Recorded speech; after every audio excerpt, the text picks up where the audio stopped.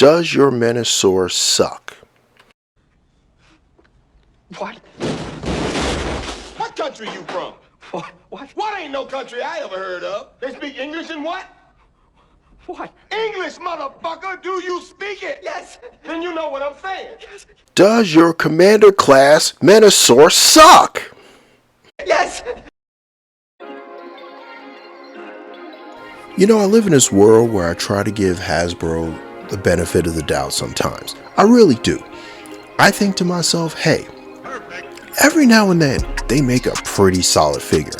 And the Commander class line, as controversial as it has been with that Rodimus Prime release, which yeah, they're regretting that right now because Amazon's clearancing those out for like $40 and Hasbro Pulse still has it for $90. Go figure. But for the most part, the Commander class has just been phenomenal, been fun.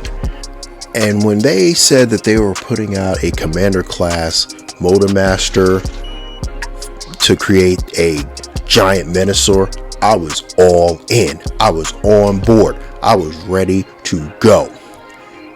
And then I saw the Motormaster. And then I saw the Menasor. And holy crap, did they drop the ball on this bullshit. Like, everything that they could do wrong, they did wrong. Number one, just out of the box, the trailer looks so awkward. It just looks wrong. The Motormaster, the actual Motormaster figure looks great. I gotta give him that. I give him that one. The Motormaster looks really good. It's tiny, but it looks good. And the parts forming is lame. Like, I get that they wanted to do a parts forming, but okay, if you're gonna do it, you gotta do it right. You can't have stuff just hanging out randomly. And then when you transform it into Menasor, there's an entire block of pieces that go nowhere. They can't do anything. They're useless. Like, who designed this thing? It's appalling. It's appalling. And then on top of that, the freaking hands are like these, like, did Motormaster have like some sort of like nerve damage or something? Why can't he move his hand? It's literally a feature of all the Commander class figures you've put out with hands. They open and close. That's just a feature you put on there, a feature to be expected, and you haven't done it. So I'm just like, where's this money going that you guys want us to spend on this Motormaster plus all four of the other stunticons? What are you trying to get us to spend money on? Because this is poorly designed. Oh, and the sword. The sword's tiny. Like, you expect us to take that tiny ass sword and use that for Menasor? Wow. Nah, man. You mean to tell me all that money, all that budget that was extra for the Commander class, you couldn't give him a second sword that was longer? So with that, I decided I didn't want it. And then I saw that the third party companies struck again. The KO companies struck again. And they decided to blow up the Magic Square Legends class figure and blow it up to a pretty substantial amount. So I present to you, the viewer, to the jury, the counterpunch to that crappy, uninspired Hasbro Menasor. Ladies and gentlemen, may I bring to your attention Exhibit A, the Tiger Wing Mini 07. So right out of the box, the trailer.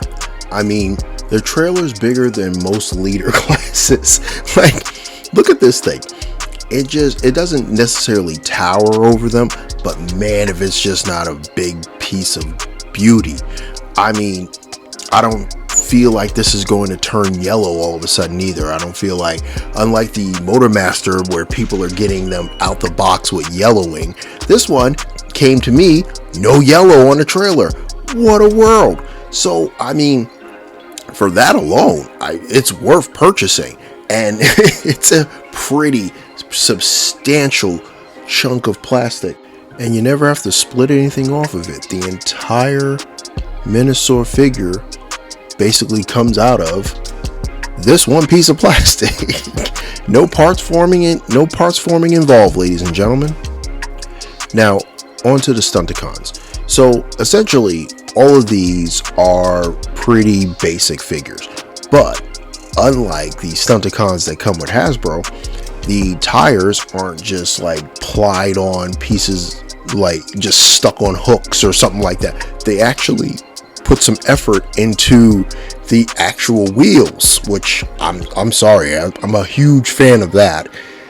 Now, granted, there isn't as much molded in detail on the other 4 stunticons. Fair, fine. But I mean, this is upscale from a Legends scale, so it wasn't going to be that much anyway. How much can you put onto a Legends figure? Also, there is a height and a little tiny bit of a weight differential between the Hasbro stunticons and these stunticons. So I'm just going out there being fair. I gotta give it a fair review. I don't want to just have people saying, "Oh, you're just glowing over this." No, there are some differences. There are also differences in paint application, in particular with drag strip and dead end on this set. They're pretty bland compared to the Hasbro. They're pretty basic and pretty boring compared to the Hasbro. Now, on the other hand, Breakdown and Wildrider are the shit. They are the shit.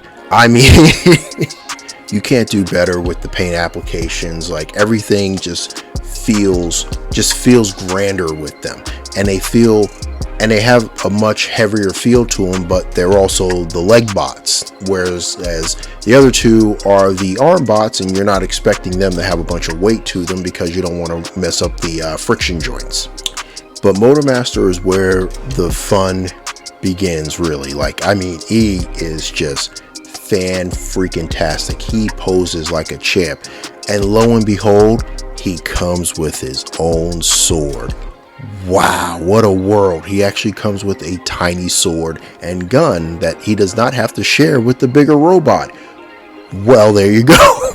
That in itself is a winner, but the transformation on him is pretty great.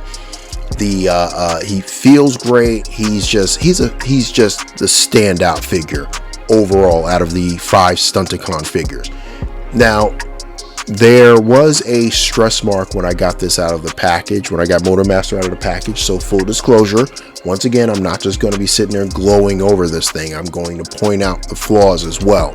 And from what I understand, mileage may vary because I've talked to about 12 people in one of my Transformers groups. None of them have had any stress marks or any issues, so it's just probably just my version. So I'm probably going to have to reach out to Show Z and get a replacement part and see what I can do about that.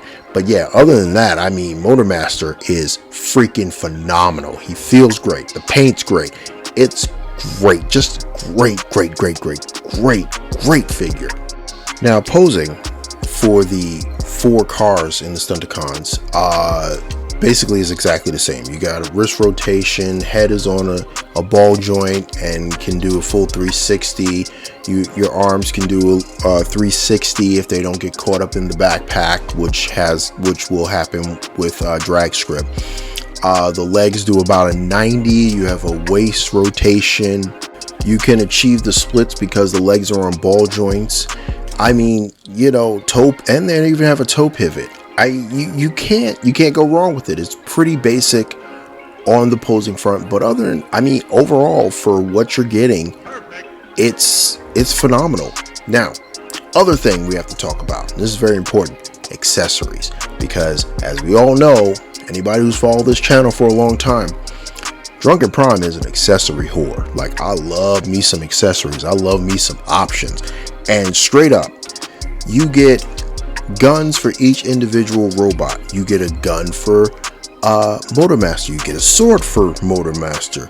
You get replacement feet just in case you want to rotate the feet robots on Menasor around, and like, you get a replacement chest plate, you get a replacement waist plate, you get the pylons that go on his shoulders, you get an actual large sword for Menasor. Wow, how hard was that, Hasbro, to actually include a large sword for Menasor?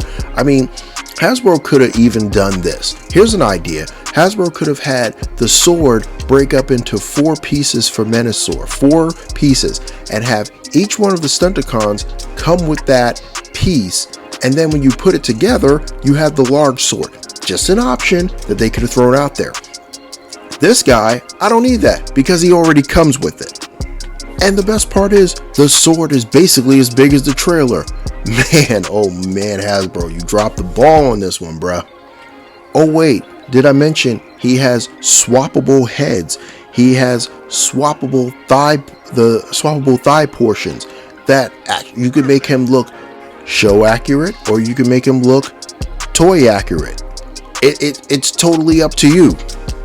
I mean, the options are just out of this world for what you can do with this set. Oh wait, did I mention the eyes light up? Wait, how hard is that, Hasbro? The eyes can light up. It's that simple. These are easy things you can do on a budget and make an insane amount of profit, but they choose not to do it. And this is why I got this guy instead of your crappy Motormaster and crappy stunticons. But let's get to the main event. Let's get to the Menasor.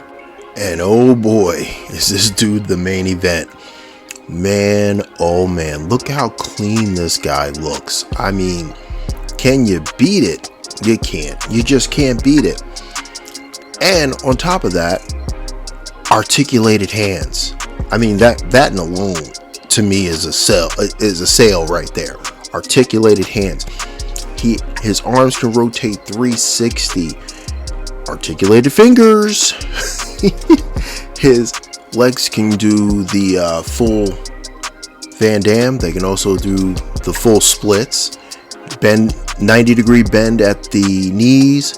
He has a ab crunch.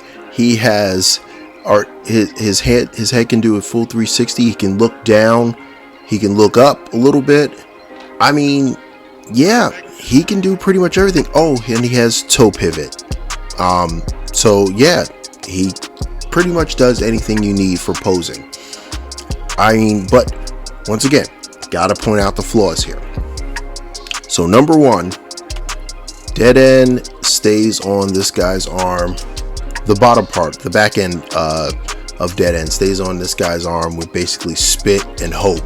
Like it's pretty gnarly. You have to be real careful when posing him, because if not, he's gonna fall right off. The drag strip, it's a pain in the butt to get him attached because you have to line him up a certain way. And once you do get him in, he's pretty solid. But also when you're performing the half transformation to get him to split, parts of him tend to get stuck. So you just have to make sure you have yourself a sponger to get that bad boy out. Everything else, I mean, for the most part, stays exactly where you want it to be when you need it to be there. It looks great. It feels great. The plastic feels great. The 2 leg bots are great. Now, the other thing about this figure, it's completely modular. So I showed you all the crotch pieces. I showed you the replacement crotch piece. I showed you the replacement chest plate. You can also take the arm bots, so dead end and drag strip, and you can make them Combiner War style, just make them the arms.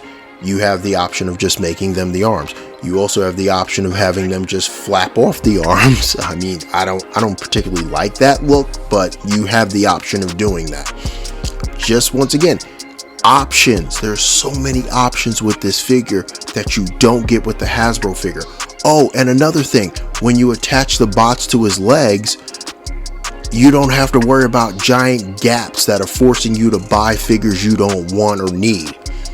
They're just there. You attach them if you want them attached. If you don't want them attached, take them off. You don't have to have any big giant gaps in the legs, just eyesores, just destroying the visual of the figure because you don't have it complete, which I think was both brilliant because they make you buy every figure, but dumb because it just looks so stupid unless this thing's complete. And that's how they kind of blackmail you into keep buying it.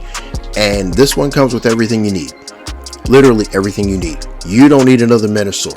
I would hope one day they would blow this up from about an 11-inch figure to maybe like a 16-inch, 17-inch, 18-inch figure. I don't know how much that would cost, but if they were to do that, I'd probably be on board. But other than that, this is fantastic. It has its flaws, yes. If I was to give it a score out of 10, I would give this a solid 8. This is a solid 8. Whereas the other one, the Hasbro one, with all the flaws I've seen people having, I wouldn't even, I don't want that figure. This is it. This is now my Menasor. It's cost effective. I got it for just over $100. It looks great. It feels great. The colors are great. You have so many options on how you want to display this thing. Everything you need and more. Swappable heads. You can do a bunch of different things with the arms. Like, you don't have to have the other stunticons attached to the legs, or if you want the legs, you want the stunticons on the legs to show up in the front of the figure, you have that option. You can just turn the legs around and then put the replacement feet on there. You have so many options with this figure.